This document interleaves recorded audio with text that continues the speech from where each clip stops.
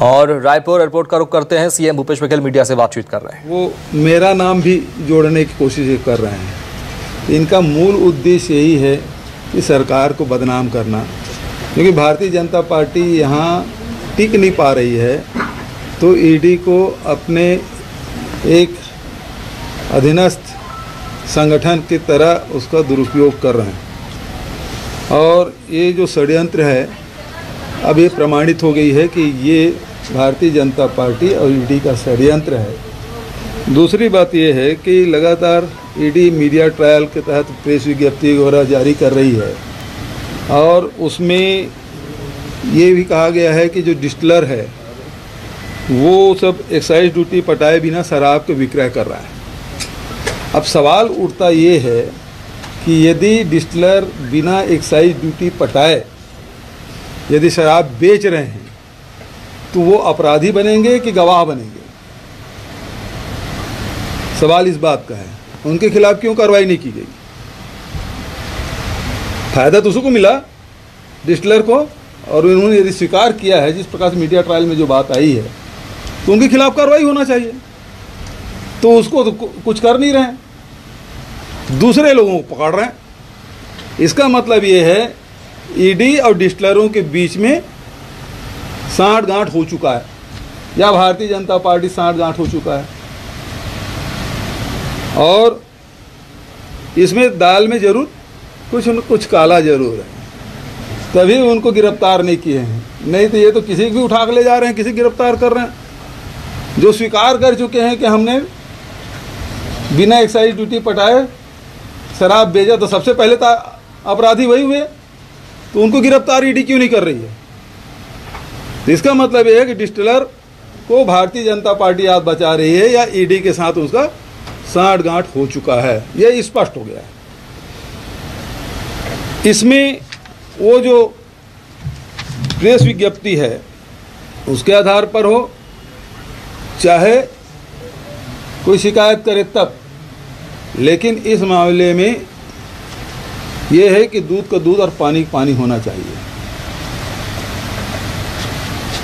तो यदि उसी को संज्ञान में लेकर भी एसीबी इसमें कार्रवाई करेगी। इस मामले में हम विधि विशेषज्ञों से राय शुमारी ले रहे हैं कि एक्सटॉर्शन और भ्रष्टाचार जैसे शेड्यूल ऑफेंस की जांच ईडी के क्षेत्राधिकार में नहीं है। मैं फिर से रिपीट कर देता हूं कि जो हमारे जो विधि विशेषज्ञ हैं उनसे जो जानकारी मिली है उसमें एक्सटॉर्शन और भ्रष्टाचार जैसे शेड्यूल ऑफेंस की जांच ईडी के क्षेत्राधिकार में नहीं आता। पीएमएलए अंतर्गत ईडी का कार्य किसी अपराध के कमाई से जब्त संपत्ति की जांच करना, उन्हें राजसात करना और दोषियों को सजा दिलाना।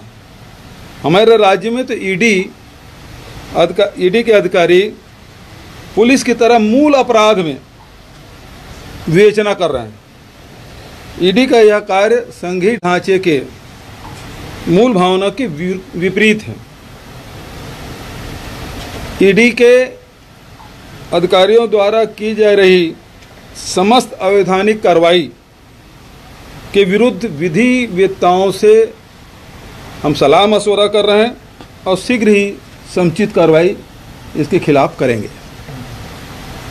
ठीक है, आज के लिए इतना काफी। भेंट मुलाकात दे दीजिए सर। आज भेंट मुलाकात कार्यक्रम में बिलासपुर जिले के मस्तूरी विधानसभा में जा रहा हूँ, वहाँ रिपास भी हम लोग देखेंगे और भेंट मुलाकात करेंगे। सर भेंट मुलाकात में आप जहाँ पे आप लोग की जो विधायक है वहाँ गए, आप लोग जहाँ पे विधायक जीते हैं, अब वो सीट पर जा रहे हैं जहाँ पे बीजेपी के विधायक हैं, तो कैसा रिस्पॉन्स मिल रहा है सर वहाँ से? नहीं जी, इसके पहले तो मैं जयपुर भी गया हूँ और चांपा जांच भी गया हूँ, राजनांद गया हूँ, कुरूद गया हूँ। ये जीते थे उतने अच्छे हैं ना, ज़्यादा तो है नहीं है।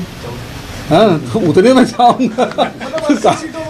कैसा फील है कि क्या ओवरऑल कहना? जबरदस्त उत्साह है लोगों में, और चाहे वो मजदूर हो, किसान हो, महिला हो, युवा हो, व्यापारी हो, सभी, चाहे गांव के हो, शहर के हो, सब में बहुत उत्साह है।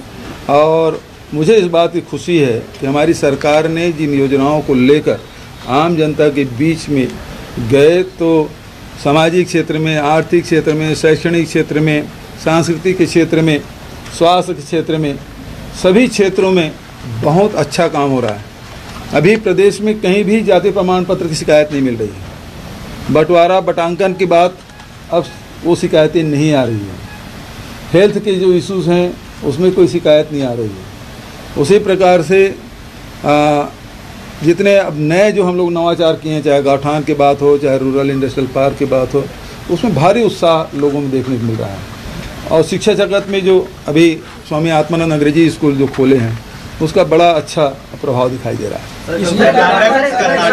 बच्चों को हेलीकॉप्टर सरकार की बात करते हैं। बिल्कुल बिल्कुल कराएंगे। बैठक भी दिन भर चला है, रात को मुख्यमंत्री निवास में बैठक।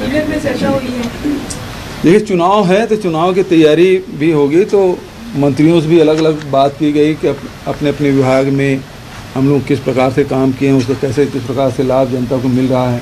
तो ये सब बातें हैं। कुछ राजनीतिक चर्चा भी हुई है, कुछ विभागों की चर्चा हुई, तो मंत्री तो अपने विभाग के बारे में बताएंगे। कर्नाटक के एग्जिट पोल में क्या कहेंगे? देखिए कर्नाटक में तो शुरू से ही ये पता था कि वहाँ भारतीय जनता पार्टी के 40% कमीशन वाली सरकार जा रही है। कांग्रेस वहाँ आ रही भारी बहुमत से। और अभी अब ईडी कार्रवाई पर सीएम भूपेश बघेल का बड़ा बयान सामने आया। साफ तौर पर ईडी पर बीजेपी पर निशाना साधा। बीजेपी सरकार की साठगांठ है ईडी के साथ, ये बड़े आरोप लगाए। बिलासपुर के लिए सीएम भूपेश बघेल रवाना हो रहे हैं। भेंट मुलाकात कार्यक्रम मस्तूरी में होगा और उसके पहले ईडी पर जोरदार निशाना साधा है।